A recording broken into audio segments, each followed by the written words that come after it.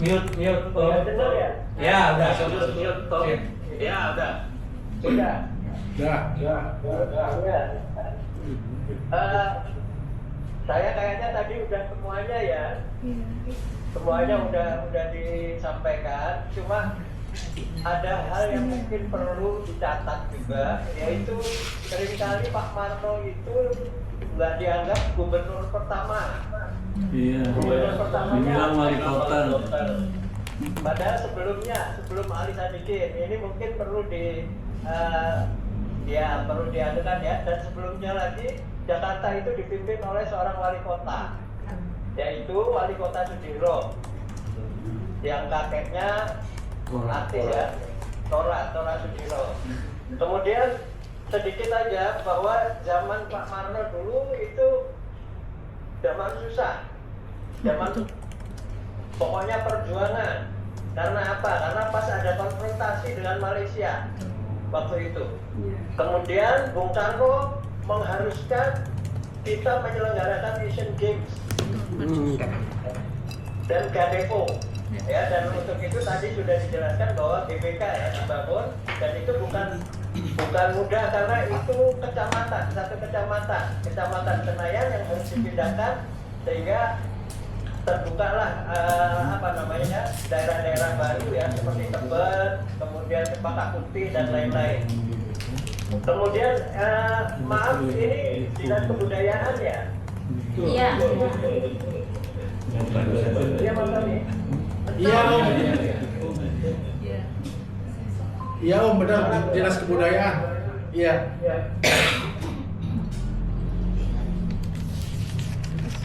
Suara saya kedengaran? Kedengeran.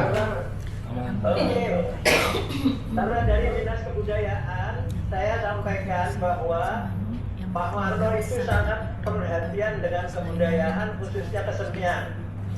Jadi kami semua disuruh belajar berkesenian. Itu ibu-ibu yang sepuh-sepuh, dua itu penari Bali. Ya, kemudian dulu kami belajar topeng, disuruh belajar tari topeng Sunda. Dan itu gurunya adalah Kepala Dinas Kebudayaan waktu itu, Pak Adam Duyek Duta Hadipura. Ini mungkin perlu juga ya untuk Dinas Kebudayaan. Kami belajar kepada beliaunya, dan itu didatangkan oleh ayah kami untuk mengajar putra putrinya, gitu ya. Jadi mungkin itu kalau dari saya. Dan apa tadi ya? Nilai Ya. Ya, ini ada pertanyaan Om, nilai-nilai apa yang ditanamkan oleh Mbah kepada anak cucunya gitu? Apa yang ditanamkan? Iya, value-nya, nilai-nilainya. Value-nya ya. Ya, kalau kita semuanya mungkin mengatakan ya bahwa cinta tanah air itu nomor satu. Jadi satu kewiraan ya, bagaimana kita mencintai tanah air, kemudian budaya dan keseniannya. Itu yang saya rasakan ya, karena saya mungkin lebih kepada bagian itu ya, sebagai anak yang paling kecil. Jadi saya ini ya usianya jauh dari kakak saya yang di atas saya itu, yang cantik cerita itu. Musuh besar. Jauh. Ya, baru saya lahir. Dan Pak Marno itu sebagai tentara berpindah-pindah dari satu kota ke kota lain. Nah, di setiap kota lahirlah putra-putrinya. Sampai di Kalimantan itu ada tiga ya Mbak ya? Tiga. Ada tiga lahir di Kalimantan. Kemudian ketika pulang ke Jawa itu lahir lagi di Malang, karena langsung ke Malang waktu itu zaman Belanda lah ya. Nah, kemudian pindah ke Surakarta sebagai kepala rumah sakit tentara di Surakarta. Lahirlah beliau yang cantik cerita itu yang di atas saya. Musuh besar. Sampai tua. Nggak dengar aduh. Nggak usah.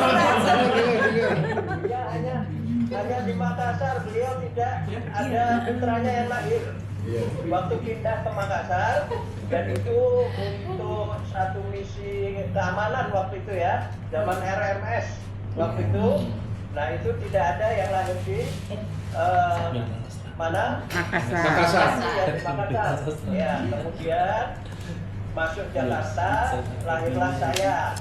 Ya, kalau tadi saya bilang Jadi yang musuh bisa- aku. Habis bontot nggak jadi. Jadi Musuh gagal. saya Gontok yang saya gagal. suka betul adalah bagaimana beliau menanamkan cinta tanah air, satu. Yang kedua, berkebudayaan dan berkesenian. Ya, itu yang saya catat, dan itu diajarkan kepada kami semua. Yang mungkin kalau Mas Rudi tadi bilang apa value-nya, dengan kita cinta tanah air dan mengenal budaya kita sendiri, ya itulah yang ditanamkan sebetulnya. Tentunya yang lain-lainnya ya ilmu, kemudian agama dan sebagainya itu dengan sendirinya itu pasti. Jadi kayaknya dari saya cukup itu. Tadi udah semuanya itu. Dari Mbak juga sudah banyak sekali, dan alhamdulillah apa yang mungkin mudah-mudahan itu yang diharapkan ya dari Dinas Kebudayaan. Cukup itu Om. Jadi saya cukupkan segitu aja. Terima kasih. Terima kasih. Wassalamualaikum warahmatullahi wabarakatuh. Yang dibully terus sama yang cantik-cantik cerita ini nggak bisa diomongin ya Om ya. Rahasia dapur. Habis Mbah Yud dia dikerjain sama dia kan, bikin kembang, konsep buat dia menari. Oke. Oke, ada lagi mungkin pertanyaannya? Iya. Mungkin ini jadi pertanyaan terakhir, dan ya sebenarnya saya tadi ingin menggali lebih dalam gitu. Tadi kan diceritakan bahwasanya kenapa Pak Sumarno dari Biar kedengeran. oh ya Angkat kakinya. Silakan Pak. mungkin tadi kan sudah diceritakan. Tadi sudah diceritakan kenapa Pak Sumarno itu menjadi Menteri Dalam Negeri, sebelumnya jadi gubernur. Nah, yang saya ingin gali lebih jauh itu sebelum jadi gubernur itu kan jadi kepala rumah sakit. Transisi atau kenapa sih alasannya kenapa Soekarno menugaskan beliau jadi gubernur? Ini kan menarik gitu digali lebih jauh. Nah, mungkin saya bisa ambil kesimpulan karena dari kemarin saya juga nyari pertanyaan itu. Di buku nggak ada. Cuma kalau tadi saya cerita ya bahwa Bung Karno itu teleponnya Mbak Uti, Mbak Putri kami. Jadi Mbak Putri kami itu Bunda juga cerita sering. juara apa best dress ya. Jadi termasuk mbah yang cantik di zamannya. Zamannya Bung Karno pula gitu. Zamannya Bung Karno pula. Ya mungkin itu salah satu, makanya tadi kan diceritain teleponnya tuh bukan telepon ke Pak Marno, teleponnya ke Bu Marno. Itu. Hah? Serius? Jadi asumsi. Ah. Pendapat. Mungkin salah. Nah, itu juga kita soalnya lagi cari dari dokter jadi tentara, jadi asisten angkatan darat. Makanya saya coba tanya ke Mbah Jod, kenalnya Bung Karno tuh dari mana? Tapi rupanya tadi Bung Karno mau makan di Kebon Siri itu nelfonnya Bu Marno ya, mungkin kurang lebih dari situ. Dan Pak Marno punya tahun desain yang mungkin itu yang dibicarakan ke Bung Karno, baru nyambung jadi gubernur. Jadi gubernur puas, diangkatlah jadi Menteri Dalam Negeri. Jadi waktu itu jadi gantikan oleh Heng Antung. Heng Antung itu seniman Bu ya, Ya. pelukis, seniman. Jadi ya selain sakit juga mungkin jomplang dari Pak Marno jadi Heng Antung. Beliau diangkat lagi jadi gubernur lagi. Double. Cuman eh, yang jadi panjang lagi nanti ceritanya. Jadi Menteri Dalam Negeri itu bukannya berkah, karena tahun 66 kita tahu kan, itu ada kejadian G30 SPKI, Tahun 65 sorry, September. G30 SPKI, kemudian Mbah Marno itu pas lagi jadi Menteri Dalam Negeri yang diangkat oleh Soekarno pula, jadi sempat menginap di Jenderal pula. Jenderal pula, gitu. Jadi itu yang kita juga lagi coba mengurus ya Mas Wiwi ya, untuk Mbah Marno itu jadi pahlawan nasional, gitu. Jadi itu yang kita coba lagi, makanya kita coba gali lagi cerita-cerita sebelum jadi tentara pun sebagai dokter sudah jadi pahlawan sebenarnya. Itu yang kita mau coba, selain jadi gubernur, banyak loh partisipasinya untuk kalau dengar dari ibu, dari tante yang lain, untuk membela pejuang-pejuang yang sakit, yang perang, mensupport sampai tadi mau dibuang ke laut ya kalau ketahuan. Nah itu salah satu yang mungkin akan kita coba menjadi kriteria pahlawan nasional. Itu Rumah ya, sakit Bu. Tanjung Selor juga. Sampai ya ada Iya, rumah Mbak. sakit Dr. Sumarno Di Tanjung Tanjung Selor. Selor dan Kuala Kapuas. Itu ada rumah sakit atas nama Bu Marno, Dr. Sumarno. Itu pasti ada alasannya tuh dulu kenapa kok namanya diabadikan di dua tempat itu yang tidak pernah terangkat. Saya mau tambahin sedikit aja. Jadi waktu itu, waktu Mbah jadi asisten personalia Kasat, pada saat itu Kasat atau Menteri Panglima Angkatan Darat itu Pak maksudnya Ahmad Yani. Jadi saya pikir Bung Karno secara langsung ataupun tidak langsung dari hubungan kedinasan itulah berkenalan dengan kakek kami ya, selain memang hubungannya personil gitu yang sudah dibina. Dan mungkin Bibi pada cerita lagi yang diuber-uber di Kalimantan. Bunda yang cerita. Ada berarti ya banyak cerita waktu aku ke Tanjung Selor ke rumah sakit Dr. Sumarno. Orang setempat bercerita bahwa dulu ada dua dokter di situ. Yang satu dikejar Jepang, ketangkap, dibunuh di situ. Saudara Mbak Kakung Sumarno kabur lari nyebrang pakai perahu rakyat gitu, nyebrang sampai ke mana ya? Jawa Timur atau Madura ya? Terus kedua, kalau ini aku cari di buku juga nggak ada, nggak ada yang pernah cerita. Tapi Bunda cerita bahwa malam 30 September ada yang jemput Cakra Birawa, jemput juga ke bukan Surapati. Suropati, karena Suropati.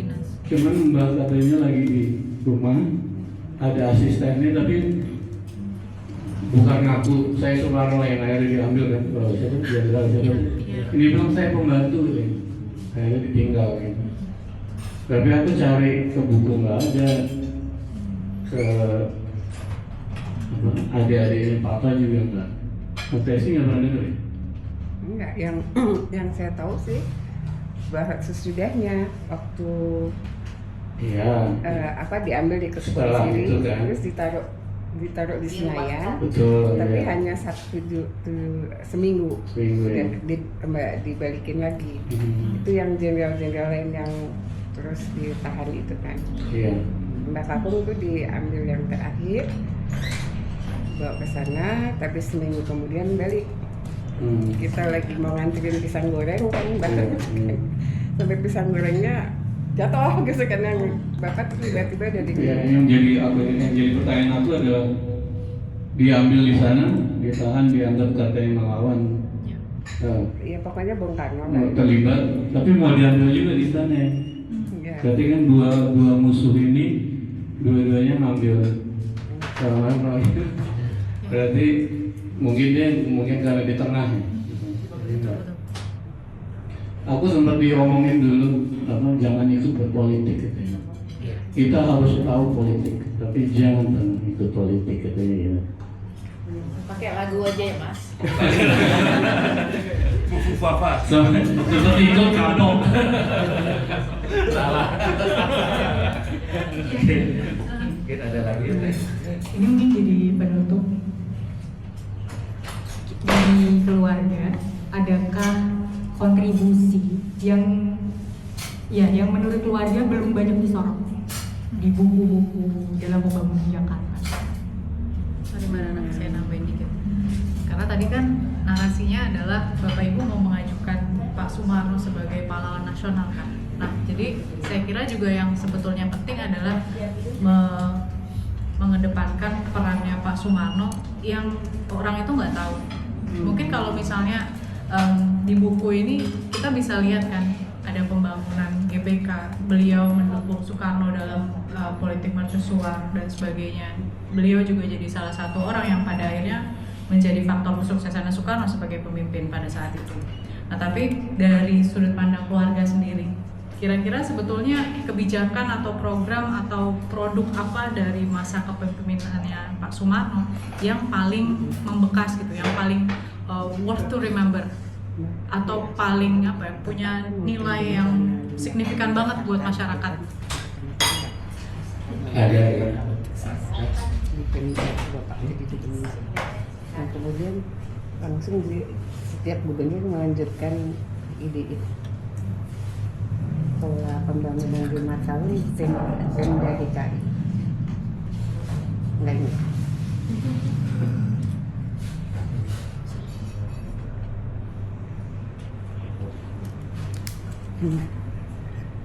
Saya coba dulu ya nanti. Jadi pada waktu Bapak jadi gubernur itu pertama kali Jakarta tuh merencanakan 5 tahun pembangunan ibu kota Jakarta. Jadi saya lupa deh, 5 tahun tuh 60 sampai 65 ya. Jadi kalau nggak salah yang pertama itu jadi 60-65 itu ada, tapi saya udah lama. Dulu saya pernah bekerja di Pembangunan Jaya, jadi agak mengikuti itu. Setiap 5 tahun tuh ini diperbaiki, jadi supaya pembangunan DKI itu berkesinambungan. Jadi yang saya ingat pada waktu saya mulai bekerja di Pembangunan Jaya sebetulnya, jadi ada rencana 5 tahunan DKI, pembangunan di DKI. Itu yang asalnya awalnya dari zaman Bapak. Mungkin saya tambahkan ya, bahwa pada saat itu ada pendapat di dunia bahwa membangun itu ada jangka panjang, ada jangka pendek. Yang jangka panjangnya itu 40 tahunan, jangka pendeknya itu 5. Itu yang menjadikan Jakarta kayak gini sekarang. ya betul. Itu berdasarkan pendapat dunia internasional waktu itu. Ya. Jadi sepertinya pembangunan 5 tahunan itu berlaku lah. Itu dulu zamannya Bapak pertama kali merencanakan. Jadi pembangunan Jakarta itu nggak kaget-kaget gitu. Nggak selalu berubah setiap kepala pemerintahan. Ya, ya, betul. Itu yang saya ingat, saya kuliah arsitek dulu, jadi waktu itu sering ketemu sama Pemda DKI, yaitu kita tuh punya patokan gitu ya. Sekarang betul. Kalau kata saya, menarik dibanggakan oleh Bapak itu Cempaka Putih sama Ancol. Oh, iya. Jadi, Reklamasi. ya. Jadi pada waktu itu kan banyak penggusuran itu yang memperbaiki tata kotaan gitu. Jadi yang menjadi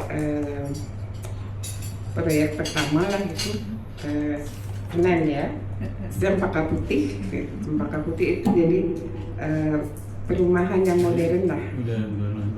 Yang ininya, terus kemudian Ancol yang itu juga khusus memang.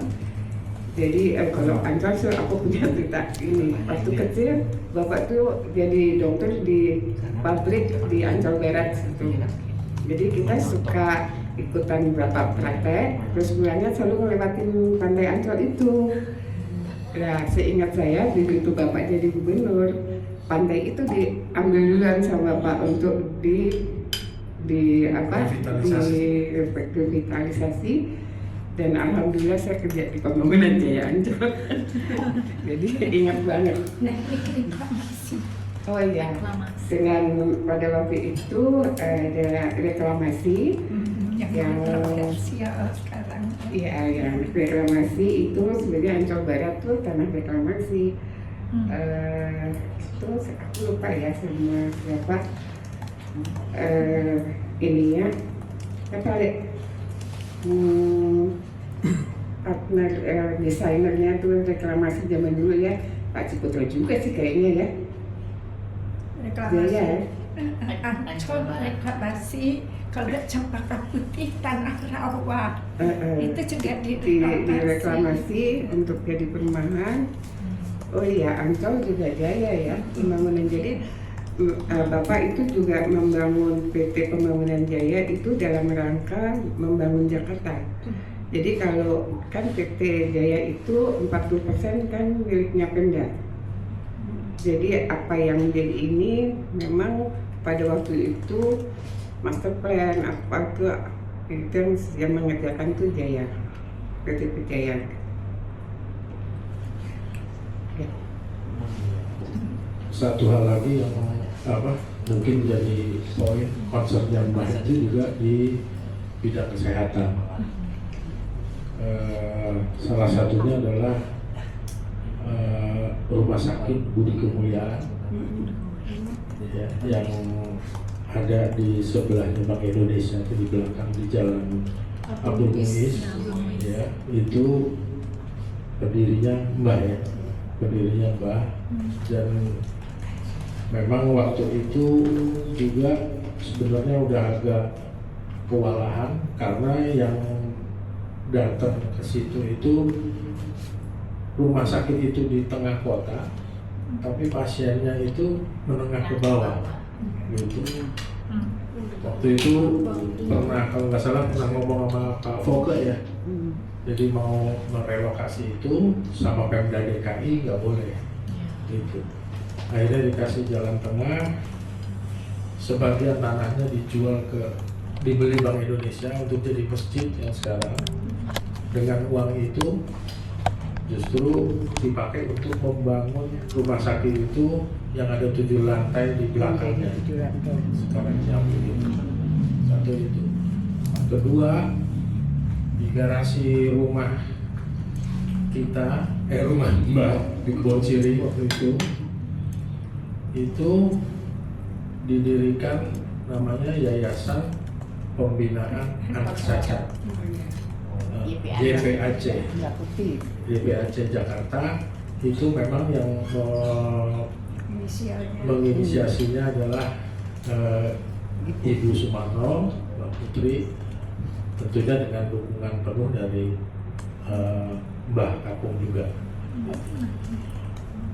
Dan YPAC itu sampai sekarang terus berkegiatan ada di Jakarta, di Solo, pusatnya kan memang di Solo, terus kemudian diriin YPAC Jakarta itu atas prakarsanya Mbah, dan dimulainya dari rumah di Kebon Siri, garasi rumah di Kebon Siri. Satu lagi adalah yang juga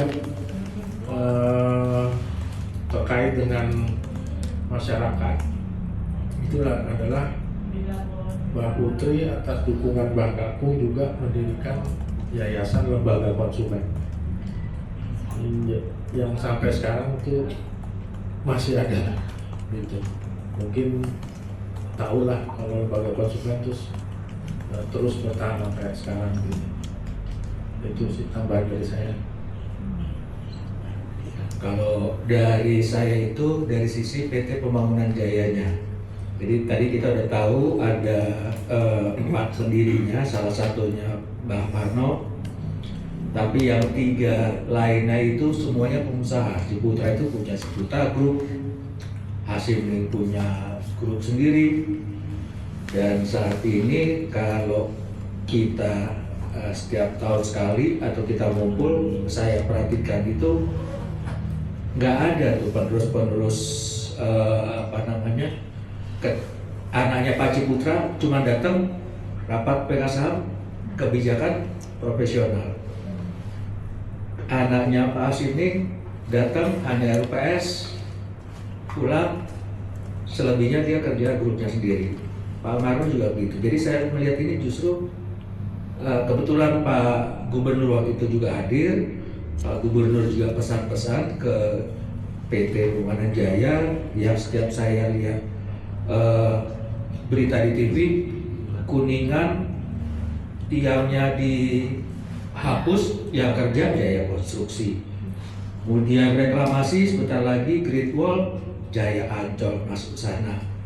Kemudian ada kerjasama kemarin MRT juga, itu juga semuanya Jaya Teknik dengan MRT.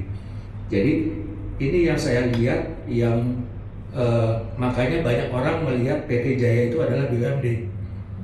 Tapi sebenarnya ini adalah karyanya Mbah Marno ini yang paling sangat menarik. Karena sekarang sudah autopilot. Yang berjalan itu sudah profesional. Dan yang perusahaan terbuka itu sudah ada 4 ya. Jadi Jaya Real Property, Jaya Konstruksi, Jaya Ancol, terus 3A. Dan satu lagi juga banyak yang yayasannya yang pasti Jaya, PB Jaya Raya, non-profit, itu juga sesuatu yang diciptakan oleh Pak Marno yang tidak diteruskan oleh siapapun dan masih berjalan sampai sekarang, itu sudah 61 tahun. Tiap kali kita ketemu RUPS yang dibicarakan sampai tahun 2061 kita mengejar PT 100 tahun pertama di Indonesia. Itu yang dibangun oleh Mbah Marno untuk DKI, yang sampai sekarang masih dimanfaatkan oleh Pak Gubernur.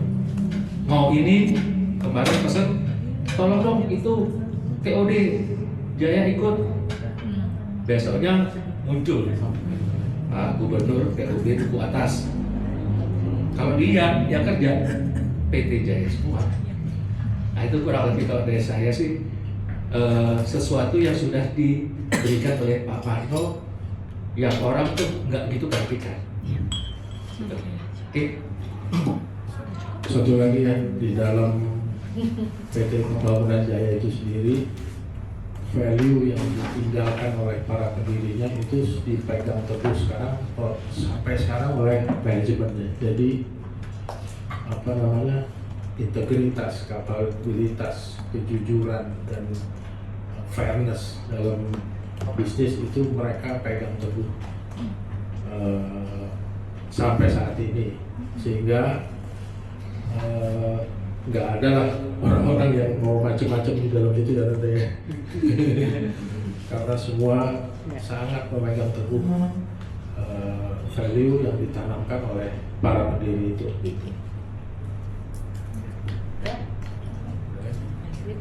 Ya maghrib. Oke. Bisa nggak selesai sampai besok pagi. Kan semua ceritanya menarik. Sudah.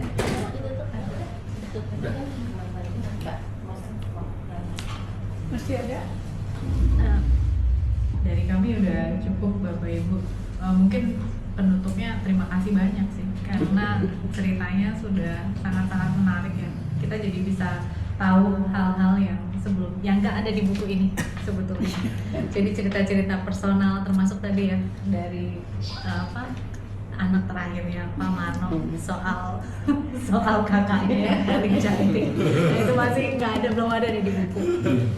Ya mungkin dari kami tim penulis sih terima kasih banyak atas informasi semuanya yang sudah diberikan, dan mudah-mudahan dari sini kita bisa menulis Pak Marno itu lebih dari sekedar seorang gubernur dan berbagai kebijakannya aja, tapi juga termasuk legacy apa yang bisa dia tinggalkan, gak cuma buat keluarga tapi juga buat masyarakat Jakarta secara keseluruhan.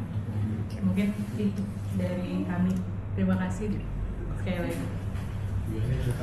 Mungkin di sini ada juga dari pemasok Pak. Iya. Mungkin ada yang bisa explore nih. Oh iya. Ini pertanyaan aja sih, ya kan kita pertanyaan ini aja sih, butuh data Udah nyala belum tuh, untuk izin. Saya mungkin butuh data atau foto-foto ada rencana untuk pembuatan patung dada gitu. Jadi mungkin kalau ada foto-foto atau hasil restorasi, atau mungkin ada foto yang di museum rumah yang di Menteng, mungkin ada foto-foto, mungkin terlalu lama ya, tapi kalau kita akan coba sesuaikan nanti Nah itu foto-foto boleh. kita dapat yang ini punyanya Tempo, kita dapat yang siluet, Oh, siluet. terus sama yang ini sih Gubernur, versi gubernur sih pas masa Iya. jabat mungkin masih ada ya. ada. Jadi ini juga buku yang situ waktu gubernur. Maksudnya yang mau pakai baju gubernur Yang gitu. enggak sih, posenya aja yang Umurnya sama ya? umurnya juga pada saat Pada saat menjabat kan. Iya. Usianya. Iya. Coba kalau yang ini sih sebenarnya kan kalau untuk patung perlu profil siluet aja. Betul, ya ada yang ini ya. Tapi jadi maunya tampak depan, tampak samping gitu. Iya, penerosan sama Nah, itu. samping kan ada. Nah, Tapi ini kan Itu mudah. Iya, masih udah tahu nih namanya Itu tentara ya? Iya, tentara. Ya, ini masih Yang pakai baju putih. saya cari-cari nggak nemu soalnya. Iya. Yang posisi menjabat gubernur gitu. Ada sih di. Yang pakai lukisan di rumah. Iya. Iya. Itu yang gubernur itu ya. Ya. Kalau dari lukisan mungkin bisa kali ya. Kalau yang ngantor ini Sudiro ini bisa. Dia ada saat menjabat umurnya cocok. Oke. Ini yang ngantung juga posisinya ada nih pada saat posisi menjabat gubernur. Nah yang ini posisi masih di Antara ada kita yang kita butuh. nanti kita kirim ya. Siap. Ini di foto gitu. Ya semua keluarga punya Punya, itu iya. bukan foto. Udah di repro sih itu. Iya, masih repro dulu. Bukan lukisan. Bukan iya repro dari lukisan. Oh gitu. Kayaknya itu. Nanti kita kirim ya itu. Baik. Tapi perlu yang dari samping juga kan ya untuk Ya, juga. kalau data yang lama nggak apa-apa di share juga. Oke. Nah, yang tenaga ahlinya bisa lihat view-nya dari Iya. depan, belakang, atau kita perlu minta ajukan approval ke pihak keluarga. Oke, mungkin nanti itu kita bisa tektokan ya. Baik. Lewat Mas Rivaldi. Iya, ya. Juga nanti kalau Rivaldi. Tapi Aldo panggilnya kan? Panggilnya Aldo. Tuh. Oh. Jadi kalau ada nanti dari kita juga ada bahan-bahan tambahan yang bisa di-share, kita akan share juga untuk biar lebih dapat lah gitu isinya. Saya kira udah semua ya, Bu Yoli?